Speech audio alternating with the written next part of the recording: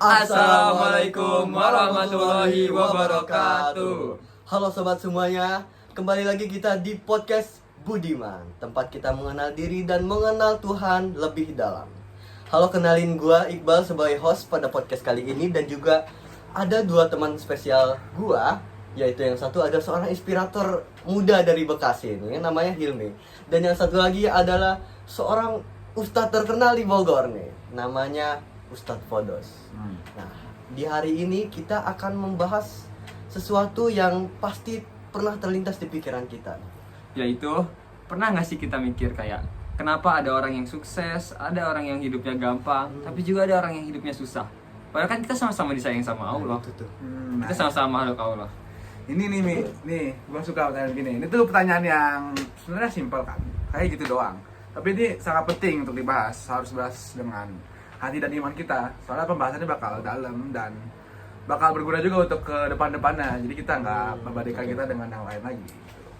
Nah, gue tuh pernah banget nih dulu tuh ya, pas gue lagi susahnya, terus gue lihat orang tuh kok hidupnya kayak gampang banget gitu, no effort. Nah, justru itulah yang bikin gue terheran nih, kenapa bisa, apakah gue ini nggak dicintai sama Allah, atau padahal kan gue udah sholat iya, zikir juga iya, ngaji juga iya gitu. Kenapa itu? Soalnya kita bakal, nah kita bahas di segmen 1. Soalnya ini pertanyaan yang simpel dan kita itu pemikiran yang wajar aja menurut gua. Menurut gua tuh kita mungkin hampir semuanya mikir seperti itu. Jadi untuk saat ini kita bakal bahas itu dengan pemahaman yang dalam, bukan perbandingan dengan yang lain gitu. Kita bahas sesuai apa yang ada di situ. Oke, siap. Jadi stay tune terus di podcast Budiman.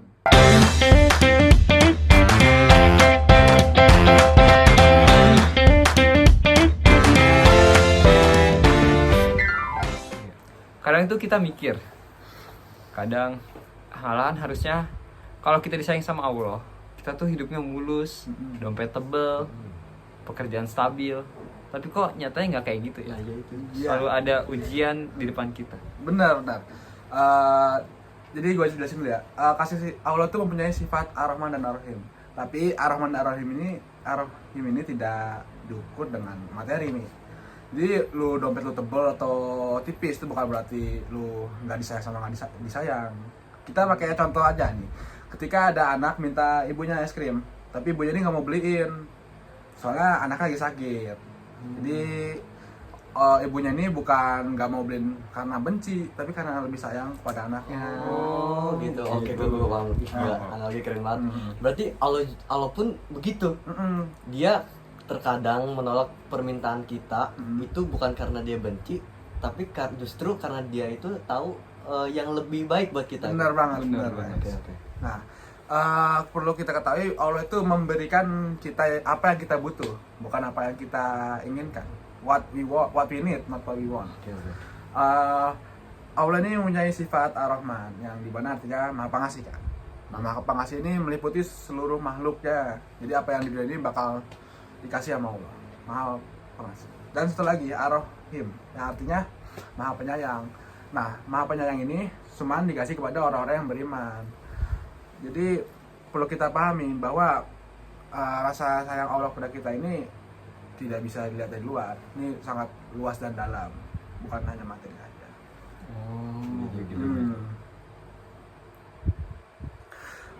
Perlu kita ketahui dalam Al-Quran surat Al-A'raf 156 yang berbunyi wa rahmati wasi'at kulla syai'in, yang artinya dan rahmatku meliputi segala sesuatu. Jadi kita kaya atau miskin atau terkenal atau enggak, itu bukan berarti tolak ukur utama kita disayang Allah atau enggak ya? Betul. Bahkan ada kata-kata kalau kita lebih cinta dunia itu sebenarnya ujian juga buat kita. Takut meninggalkan dunia dan takut meninggal gitu. Jadi penghalang cinta Allah, bisa jadi begitu ya. Rasulullah SAW pernah bersabda tuh, sesungguhnya Allah memberikan dunia kepada siapa yang dia cintai, dan siapa yang tidak dia cintai. Dan tapi Allah tidak memberikan agama kecuali kepada yang dia cintai. Oh, gila. Oke. Jadi ujian tuh ada bermacam-macam ya. Jadi misalkan ada orang yang hidupnya enak, tapi itu mungkin juga salah satu bentuk ujian ya. Iya ya, mesti gue jelasin tadi. Banyak dari kita tuh lupa sebenarnya bahwa kelapangan itu juga bentuk dari ujian. Apakah kita bersyukur, apakah kita sombong, atau juga apakah kita lalai gitu. Oh, gue jadi inget nih. Fir'aun juga dia kan sukses secara duniawi tuh. Dia Sukses banget. kaya, tanahnya banyak, sampai dia nganggap dia tuh Tuhan. Tapi justru dia itu adalah orang yang rahmatnya tuh paling jauh dari Allah Subhanahu Wa Taala. Bahkan matinya tuh mati tidak terhormat tuh, diazab Iya. sama Allah. Iya, gue juga inget sama cerita Nabi Ayub tuh. Iya. Yang mana tuh? Yang dia tuh dikasih ujian sama Allah. Banyak buat ujiannya, bertubi-tubi, mulai dari penyakit sampai tinggal istrinya. Tapi dia tuh masih sangat dicintai sama Allah. Nah, iya tuh. Ternyata lu pada peka juga ya dengan kisah-kisah itu. Iya dong. Nah, makanya itu jangan ukur kasih sayang Allah tuh dengan saldo rekening kalian, pada ukurlah dengan Oke, siap. kedekatan kalian kepadanya. Oke. Gue jadi kepikiran. Sebenarnya Allah tuh ngasih gue ujian tuh karena Allah tahu gue tuh bisa menjalani ujian itu. Dan mungkin itu juga salah satu bentuk cinta Allah juga ke gue gitu. Ya, bener banget. Jadi tuh Allah tuh lebih tahu apa yang terbaik buat kita.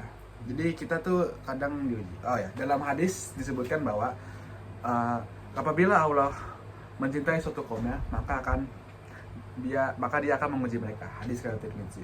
Jadi ketika kita diuji sama Allah itu bukan berarti Allah nggak sayang sama kita. Malah ketika kita diuji itu bakal menghilangkan dosa-dosa kita ataupun menaikkan derajat kita sebagai manusia. Jadi intinya tuh setiap perjalanan orang itu beda-beda karena ujian yang disajikan kepada setiap dari mereka itu pun berbeda-beda gitu. Iya. Jadi tuh ada orang yang suksesnya cepat karena itu emang jalannya kan. Atau juga ada orang yang lambat soalnya biar dia lebih matang. Yang penting adalah kita lebih percaya proses dan kesungguhan, bukan hasil akhir yang mungkin dilihat sama manusia doang. Jadi dibanding kita terus-terusan mikirin kenapa ya gua nggak sukses dia gitu, mendingan kita sekarang ubah mindset kita. Jadi apakah gua atau kita udah maksimalin diri kita di jalan kita masing-masing. Ya, benar-benar seperti tadi kita harus lihat apa yang kita lakukan, proses dan kesungguhan. Bisa jadi Allah belum ngasih yang kita minta karena dia itu sedang mempersiapkan versi kita yang lebih baik gitu. Bener banget. Gue jadi lebih tenang sih gara-gara itu. Ternyata Allah tuh nggak pernah lupa sama kita, tapi cuman caranya sayang ke kita aja yang beda-beda. Ya dan juga dengan kita yang belum sukses sekarang nih ya, banyak orang yang belum sukses sekarang itu mungkin Allah itu justru sedang melindungi kita dari segala kehancuran lah. Iya. Gitu. Jadi jangan iri ya pada takdir orang-orang lain yang lebih sukses dari kita. Kita tetap ikhtiar pada jalan kita dan yakin bahwa Allah sudah menata segalanya dengan baik. Wah gila ya, gue jadi lebih tenang nih sebenarnya dengerin Ustadz Fadas nih. Mencerahkan banget ya. Betul. Oh ya Hilmi, lu ada pesan gak nih buat teman-teman yang mungkin merasa kalah atau tertinggal dibanding yang lainnya gitu? Gue ada nih satu pesan buat kalian semua. Jadi hidup ini jangan selalu membandingkan diri kita dengan orang lain. Kita nggak tahu perjuangan di balik kesuksesan mereka. Jadi kita fokus aja ke diri kita masing-masing. Karena kita, kamu, semuanya juga sedang berjalan. Walaupun lambat, ada yang cepat, tapi pasti. Dan teruslah berharap dan berdoa seperti ini. Ya Allah, bila saya tidak pantas untuk menerima apa yang saya minta, maka jadikanlah saya pantas. Karena terkadang bukan rezekinya yang belum siap datang, tapi kitanya yang belum siap menerima rezeki itu. Wah, luar biasa ya.